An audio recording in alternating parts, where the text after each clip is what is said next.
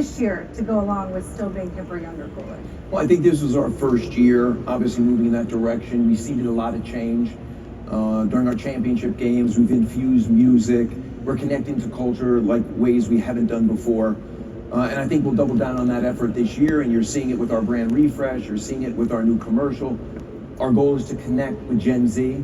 I mean, we want to get on the consciousness, not of just current student athletes, but future student athletes. And getting younger is one way to do that. So we're very excited about our direction. I can say for anyone that was in Kansas City for the Big 12 basketball tournament, that was unlike anything we've ever seen, just with entire Power and Light districts coming alive. So you've started to see that sprinkled throughout. One of the changes that the NCAA made over this past year was more penalties for gambling.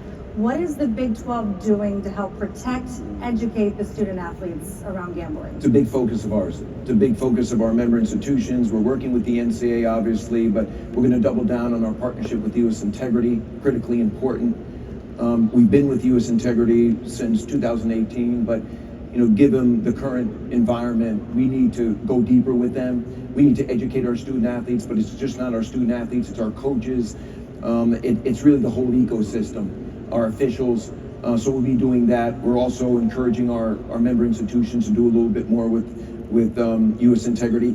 And additionally, we will be announcing a data deal in the near future, and that's in an effort for us to control how our data is being disseminated to third parties, and we're excited about that too. But it's a huge emphasis for us and one that we're addressing. In the changing landscape of college athletics, you also sat here last year and said you want to put a stake in the ground and protect the Big 12 marquee events. That said, this thing is ever changing. So what are you doing to protect the Big 12 footprint? Well, we've identified certain championships, as I said in my earlier comments, starting here in the DFW marketplace. Doubling down with AT&T is critically important for us. It's an aspirational venue, but we're also going to double down in baseball and softball and the key sports that are important, to the conference, and we're doing that. And it is a competitive landscape now, the parts of our geographic footprint, and we've got to do what we need to do to protect our turf. To the question that every media member is sitting here wanting me to ask, and everyone back home, let's talk about expansion. What does expansion look like for the Big 12? I feel like I've been talking about expansion for a year now. When I said we were open for business last year, I think people took that as, my God, this guy's new and he wants to go and disrupt, I guess, in some respects. But indicative of my opening comments today, open for business was that we were going to explore every and all possibility to grow revenue, to diversify our conference, and to do things that hadn't been done before. And we did a lot of that. Relative to expansion, I said coming out of our spring business meetings at the Greenbrier that we have a plan. And we have a plan for expansion. And I'm not going to really address it today. You can ask me, but I'm not really going to address it. We do have a plan, and hopefully we can execute that plan sooner than later. But as I've always said, I love the composition of this conference right now. The excitement the 4 new members have brought to this conference has been incredible. And if we stay at 12, we're perfectly fine with that. If the opportunity presents itself where there's something that creates value and aligns well with our goals and objectives, starting with the board, then we're certainly going to pursue it. Expansion already began before you took the job for the Big 12. And on July 1st, you added 4 new teams, and this will be a different year because Texas and OU is still here. Can you touch on the uniqueness about what this season will be, having 14 teams? I'm really excited about this season. In fact, I think it's going to be a year of celebration. We're going to celebrate our continuing 8. We're going to celebrate our new 4. And in fact, we're going to celebrate Texas and Oklahoma and all the contributions they've made to this conference since day one, because they'll always be a big part of this conference. So for me, it's really a year of celebration, and we're very excited about it. Yeah, that wraps up our fireside chat. Bob Bird is going to take questions from our media members for you now. Great, thank you. With that, the floor is now open for questions. To ask a question, please raise your hand, wait for the microphone to be brought to you, and before asking your question, please identify with your name and affiliation. First question over here on this side. No, over on the edge there.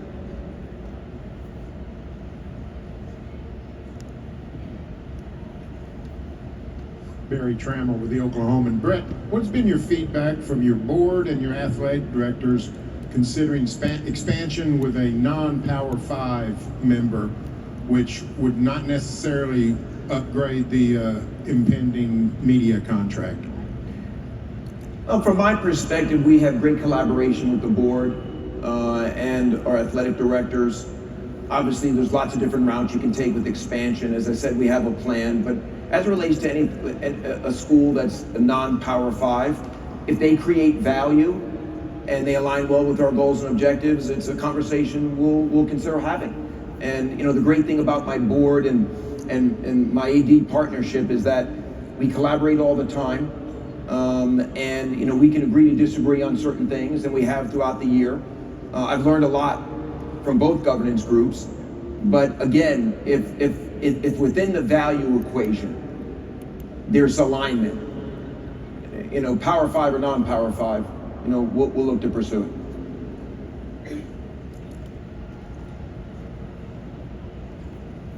Kurt Bowles from the Austin American Statesman. Brett, in terms of pecking order in the Power 5, where would you say the Big 12 is positioned right now and for the future? And would it be better for the league if maybe somebody besides Texas and Oklahoma didn't win football this year? Nice to see you.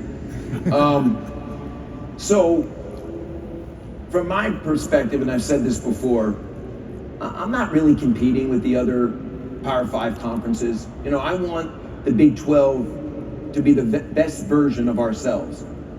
And if we can do that, we're in a great place.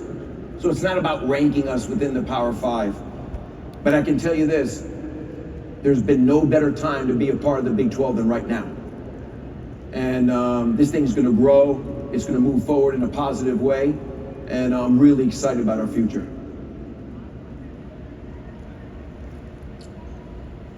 Hey Brett, George Stoya, SoonerScoop.com. Kind of going off that, what specific things will be difficult maybe to replicate with Oklahoma and Texas leaving, whether it's the Red River game, just the tradition of those schools, and how do you maybe plan to replace those things? Well, listen, they have great identity, they're national brands, and they're a big part of the history of this conference.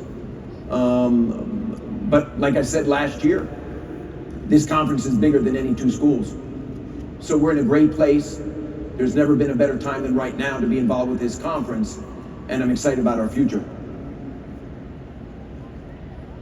Hi, Brett. Alex Walker with Channel 9 in Orlando. When you visited Central Florida a couple months ago, you mentioned how important it was to have UCF as Florida's flagship school in this conference. What are your thoughts on what UCF's been doing since you visited, and how important is the flagship effort in one of the biggest states in the country? UCF has done a fantastic job. They're ready for this moment. They've galvanized their fan base. I love how they think about brand. They've done an incredible job recruiting and leveraging the halo of the Big 12 over the last couple of years. As you said, it's an important market for us on many fronts, and we're excited to have them in the conference. It's a big moment for us. It's a big moment for them. Right, Blair Kirkhoff with the Kansas City Star. Could you speak to football scheduling philosophies? What went into this year? It's the first year in a while that there'd be some teams avoided on the schedule. Just what went into the philosophy, and what might it look like going forward? Well, I don't have a crystal ball on what it's going to look like when it's moving forward, but I think a lot went into the scheduling this year. Scott Draper and his team did a lot of due diligence. We vetted out a lot of scenarios with our ADs, and I think we came up with a great schedule based on travel, based on trying to maintain some rivalries, and I'm really excited about this year's schedule on many fronts.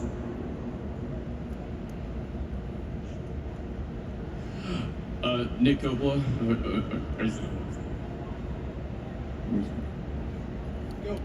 Go.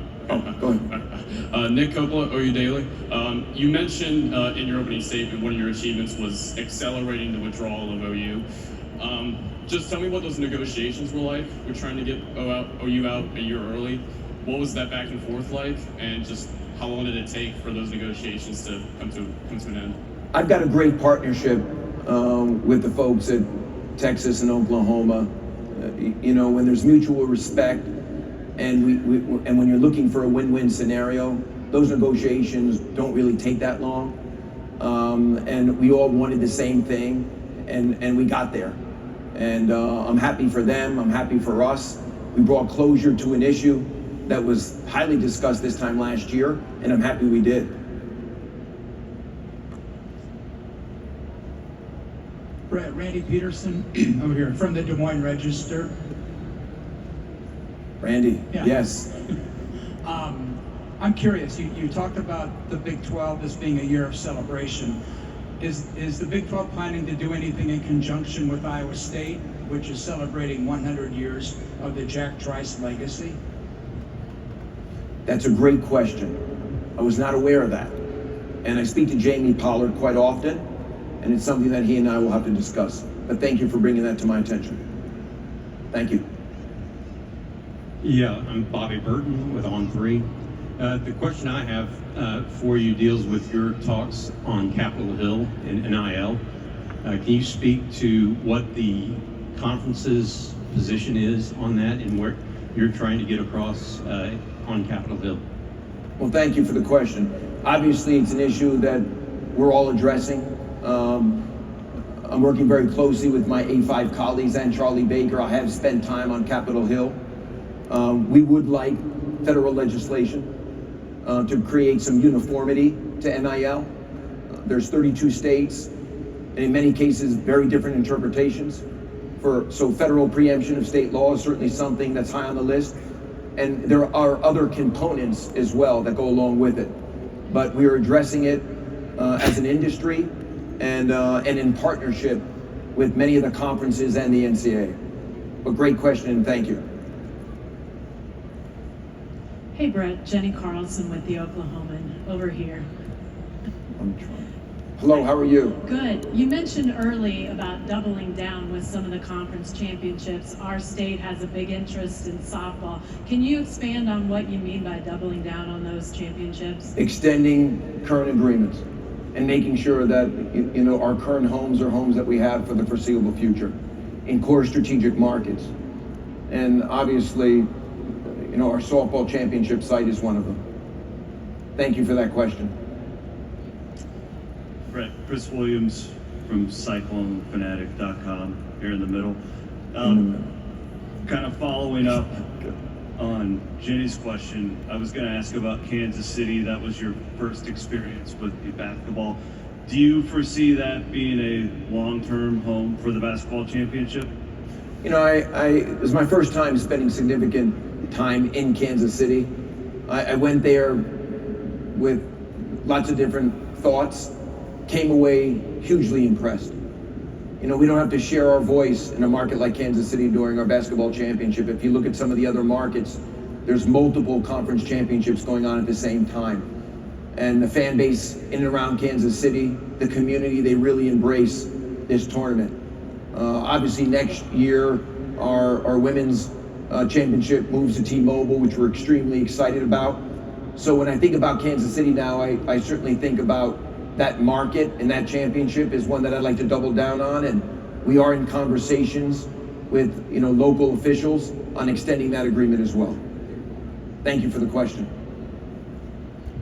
Brett, Jake Hatch, Locked On Network and KSL Sports in Salt Lake City. Wanted to ask you, in terms of BYU being on the western flank of this conference, do you have hopes to find another broadcast partner out in the Mountain or Pacific time zones at some point? Another broadcast partner? Or, excuse me, not another institution, I guess, to pair with BYU in that late TV window? Well, first of all, we love BYU, excited about them coming into the conference. They bring a different time zone, obviously, which is great for us. We're the only conference in America that's in 3 time zones. But right now, there's nothing on the board. Again, we'll explore all options, but until that point, we love the current makeup and we're excited about it. But thank you for the question. Yeah, hi. Mitch Lucas. I'm from the Kilgore News Herald and from the footballbeat.com. Nice to see you, Mitch. Nice to see you too. Could you just talk a little bit about how important it was to bring the Houston market back in with the University of Houston, and maybe in the future, the University of Houston athletics, just bringing that back into the fold? Well, listen, Houston's a top 10 market, critically important to us. Great heritage and legacy, you know, when you think about Houston in general, and excited that they're part of the Big 12. I know that was something they wanted to be a part of for a long time. Obviously, you know, football drives the day, but I love their basketball program. They're one of the top, you know, programs in America, and football is very strong too. So we're excited about their entry into the conference, excited to be in a market like Houston. It's vibrant, it's young, it's top 10, delivers a lot of households. So we're really excited about it. Thank you. Cole Thompson, FanNation.com, right in here, Brett. How are you today? Good to see you. When you look at the future of the Big 12 with the departures of Texas and Oklahoma, with other conferences addressing permanent rivals, would you have that conversation with teams? And if so, would athletic directors have a say on who they would like as part of their permanent rival? Well, first of all, I defer to my subject matter expert, Scott Draper, who runs football on anything football, and I'm still learning a lot. That being said, the ADs and the conference are very collaborative. No decision gets made without vetting it out with our ADs and having that transparency. So certainly something we'll consider, and we'll do it with our ADs. Sean, J. Rogers, CBS Sports over here. Good to see you again. Good to see you too. You know, so obviously you guys finalized your television contracts. What parts of the contract within it are maybe non-linear or on different days of the week? Like, what other aspects are there to this contract?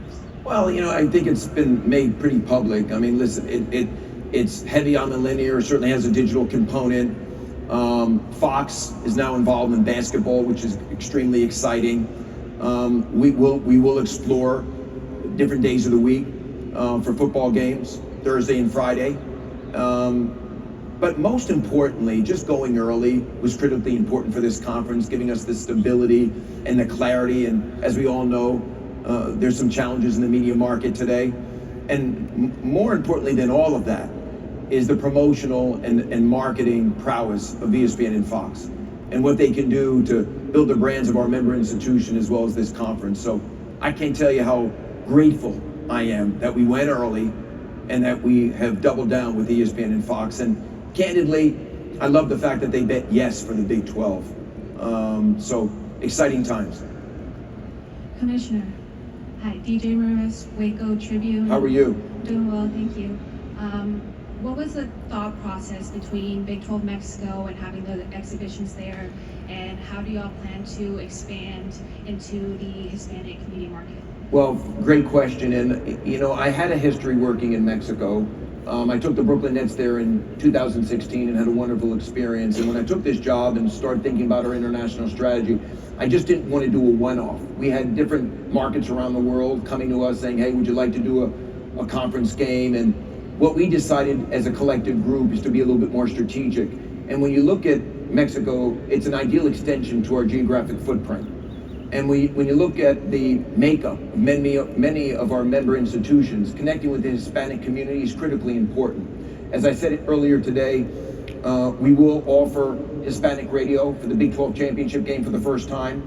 And select football and basketball games this year will be on ESPN Deportes as well as Fox Deportes. And ESPN has also made a commitment to air select football and basketball games in Mexico to start seeding the collective brands of the Big 12. So we think it's a huge initiative for us and one we're very excited about. And thank you for that question. Hi, Andrew Miner. Can you hear me? All right. Andrew Miner, 24/7 Sports. How are you today, Andrew? I'm well. How are you? You're about the only one that's wearing a tie, you and me today. There we go. Dressed to impress. With regards to NIL and the work that you're doing on Capitol Hill, how are you balancing that work as well as trying to use NIL strategy to attract the Gen Z next generation of student athletes?